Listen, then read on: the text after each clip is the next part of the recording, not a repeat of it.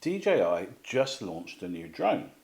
Perhaps you have seen one of the 14,284 videos here on YouTube. And so obviously there's been a bit of interest in the latest model in the most popular consumer quadcopter range on the planet.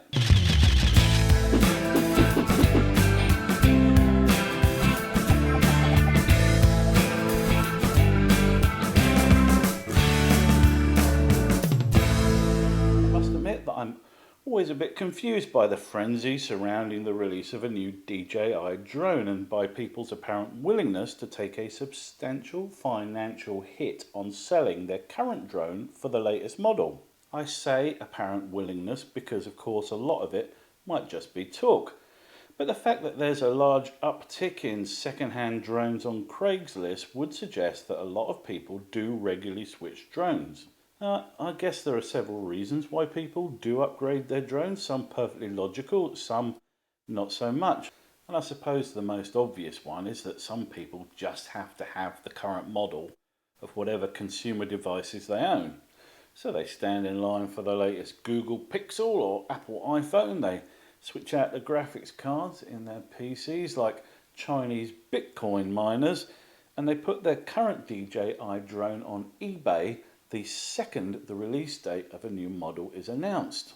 And actually, if you think about it, they're almost functioning as a kind of charitable enterprise, lowering the cost of entry into drone ownership, since people who aren't bothered about owning the very latest DJI drone and might not be able to afford a new one, snap up their old, perfectly good ones for a bargain price. Another reason people upgrade their drones more regularly than they really need to is our old friend FOMO, fear of missing out. Global technology companies like Apple, DJI, Sony and Samsung are of course masters at seducing us all with the amazing new features that can only be found on their latest device. More memory, faster, smaller.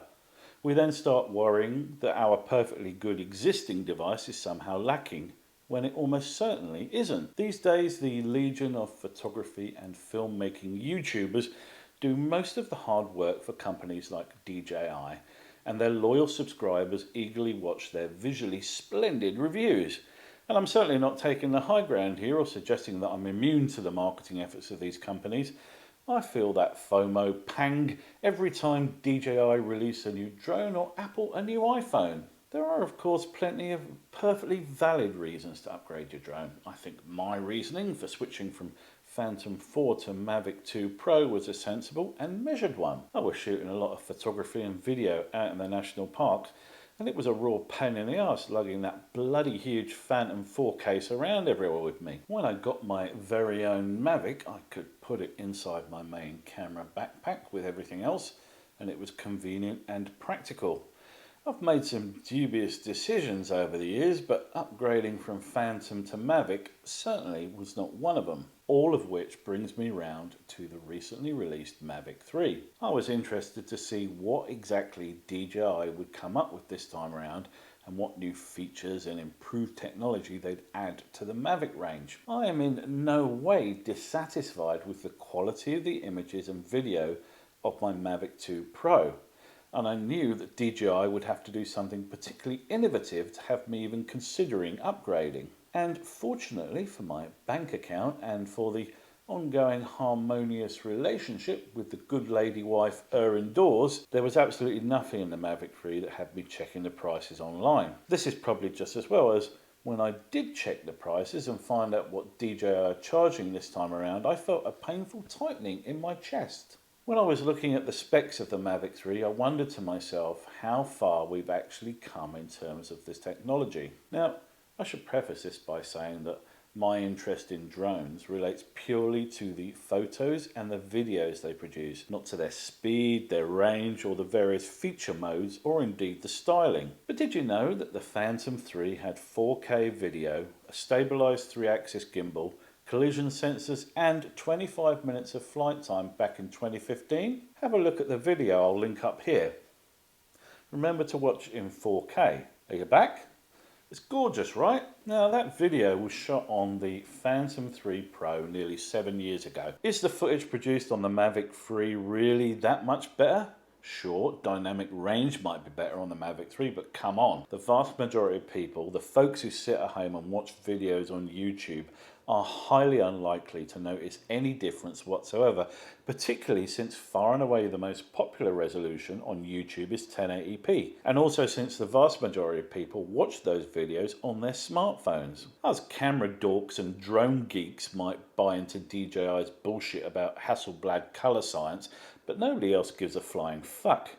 All the punters care about is content. Now, the Mavic 3 has a claimed 45 minutes of flight time, but the real world tests I've seen on YouTube would suggest that it's actually not substantially better than the Air 2S. It also has a claimed range of 15 kilometers, but so what? If I fly legally here in Australia, then I'm supposed to keep my drone in line of sight at all times. So the range I can legally use is actually about 200 meters at best. If you have a full license and a beyond visual line of sight certification, then you could legally use it, but otherwise it's all a bit pointless. If you're a law-abiding drone flyer, that is. Of course, I'm taking the piss a little bit. We all know full well that most drone owners fly beyond visual line of sight pretty much every time they put their drones in the air. You know it. I know it, DJI knows it, and you can guarantee that CASA, or the airspace regulator in your country, knows it too. And me? Well, I always keep my drone within visual line of sight. Always.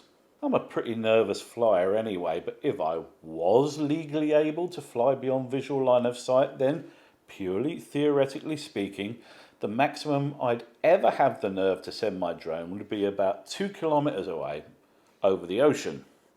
Only about a kilometre over land, theoretically speaking. In all honesty, it seems to me that the massive transmission ranges on drones are good for just two things: for farmers checking on their cattle, and for gadget heads making range videos on YouTube. So the Mavic's got improved range most people can't legally use, and better colours that nobody will notice. What else is there? Well, it can shoot 4K at 120 FPS. This is a nice feature for sure, and definitely useful for filming action stuff like surfing or moody B-roll footage. My Mavic 2 Pro can do 4K at 30 FPS, 2.7K at 60 and 1080 at 120, all in 10-bit. And you know what? The only video mode I've ever used on my drone is 4K at 24 frames per second. And I dare say I'm not alone in that regard either. Slow motion's great for producing wanktastic marketing footage for drones, and maybe for rap videos, but other than that, I suspect most people just shoot everything at 24, 25 or 30 frames per second. And while we're on the subject, that DJI fan favourite, the Mavic Air 2S, can do 5.4K at 30 FPS, 4K Ultra at 60, 2.7K at 60 or 1080 at 120, also in 10-bit, which seems like a much more compelling package to me. If, and I hope I'm not tempting fate by saying this, my Mavic 2 ended up at the bottom of the Pacific and I had an insurance payout, it's undoubtedly what I'd get in preference to the Mavic 3. So I guess in terms of video modes, it's a nice incremental upgrade, but not the sort of thing that's going to get me waving wads of cash in front of Mr. DJI's face screaming, "Shut up and take my money!" And then there's that zoom lens, and if anything ever screamed unfinished bodge job, this is it. I have to assume that the engineers at DJI ran into technical difficulties they couldn't resolve before the Mavic 3's hard release deadline rolled around. The footage produced on that weird little second camera is awful at anything other than the default 7x zoom, and you have no control over the camera beyond some basic exposure tweaks. Oh, and in picture mode, it only shoots JPEGs, not RAWs. You have to hand it to DJI though, turning their obvious production failure into a feature and christening their unfinished zoom camera Explorer mode is a fabulous bit of creative marketing. It's a bit like if GoPro had called the catastrophic mid-air failures of their Karma drones sudden descent mode. And what else is new on the Mavic 3? Well, there's a greatly improved collision detection system, so we're told, APAS 5, which won't be available until sometime in 2022 when DJI release a firmware update. Oh, and all of the quick shots and master shots, those gimmicky modes that only ever seem to get used by travel influencers on holiday in Bali, They're all missing too at the moment. So I'm guessing the software engineers stuffed up just as badly as the hardware engineers. I don't suppose there are going to be too many Christmas bonuses floating around Shenzhen this year. Like the Mavic 2, the Mavic 3 comes in two flavours, your basic model and the Cine version. The basic model is $600 more expensive than the Mavic 2 here in Australia at $3,100 or $4,200 for the Fly More combo, which comes with two spare batteries and a backpack you'll probably never use. And the Cine version here is an eye-watering $7,200. So let's talk about the Cine version.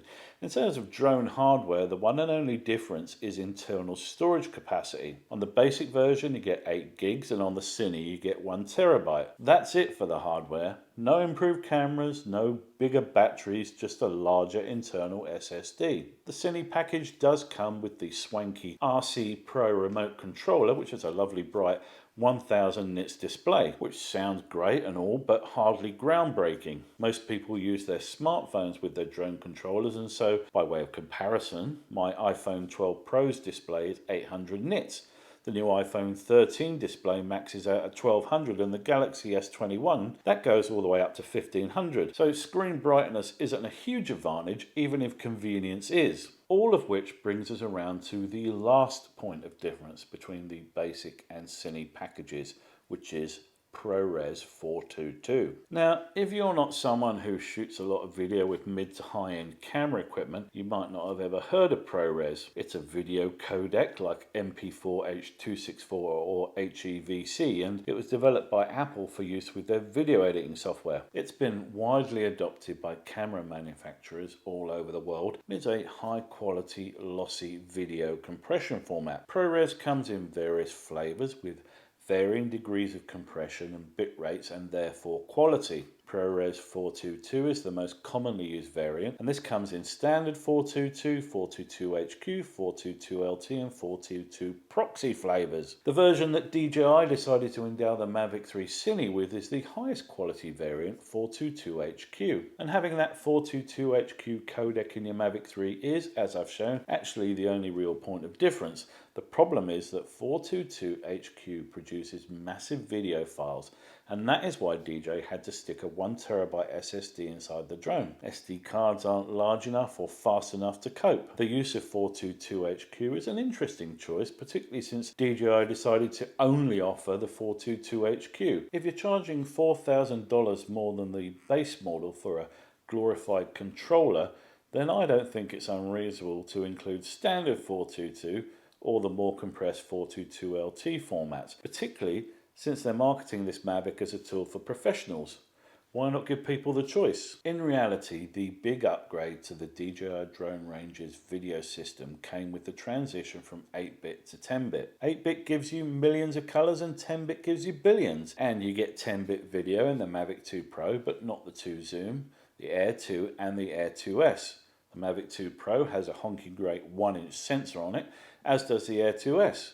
I know we're talking about the Mavic range here, but the Phantom 4 Pro has an Ultra 4K mode and shoots in 10-bit at 100 megabytes a second. The thing is, as I pointed out earlier, most people will not have a clue that you shot your footage in ProRes 422 on your Mavic 3 Cine, or in 10-bit D-Log H.265 on your Mavic 2 Pro, or indeed in good old 8-bit MP4 on a Phantom 3 Pro. Are you shooting wildlife specials for the BBC's Natural History Unit? No? Then you probably don't need ProRes 422HQ. Now, I sell B-roll video footage as a bit of a side hustle, and 8 of my 10 most popular video clips were shot on my old Phantom 4. In fact, there's a bit of footage I shot on that Phantom 4 at nearby Jervis Bay, which has been used by the National Geographic and Travel channels, Channel 10 here in Australia, Tourism Australia, Visit New South Wales and countless other companies and agencies. It's a 4K clip, and I didn't even shoot in log format because the P4 didn't have log. It uses DJI's own cinematic format. Now, the new Mavic does have some other improvements, such as a supposedly improved vision system. Clearly, they're trying to take away Skydio's single point of difference, which is AI-based computed collision detection. How successful they've been in that regard, nobody knows, because as I mentioned, the new APAS 5 isn't coming out for a few months. And how important is collision detection anyway? I don't know. I can only tell you that I've never flown any of my drones into anything. What I do, and feel free to use this technique yourself, is I look at the drone in the sky or on the screen, and this is the clever bit, if there's something in the way, then I fly around or over that thing rather than into it. Try it yourself, it works every time. The £7,000 price tag of the Cine version puts it firmly in pro territory and not far short of DJI's Inspire 2 with a Zenmuse X5S on it. Admittedly, the Mavic 3 is a much more portable package, but we're talking about professional filmmakers here, and portability is usually not their main consideration. Given the choice between a Mavic 3 with its shonky zoom lens and an Inspire 2 with a Zenmuse camera on it, complete with interchangeable lenses, 5.2K Cinema DNG RAW, Apple ProRes, a dual battery system and a master-slave controller setup for separate pilot and camera operator, I know which one I'd go for. So, are you thinking of upgrading your drone to the new Mavic 3? Did you win on the scratchies? Are you afflicted with a terminal case of gear acquisition syndrome? Now, don't get me wrong, I think it's a fine and lovely drone, of that there is no doubt. But I can see nothing within it that offers a really compelling reason to upgrade from a Mavic 2 Pro, Air 2, Air 2S, or indeed from the Phantom 4 Pro. Not hardware, not firmware, and certainly not price tag. Let's revisit this subject next year when the Air 3 comes out. Alright guys, that does it for this video. Hope you enjoyed it. If you did, down there, hit the like button please. Thanks guys, I'll see you on the next one.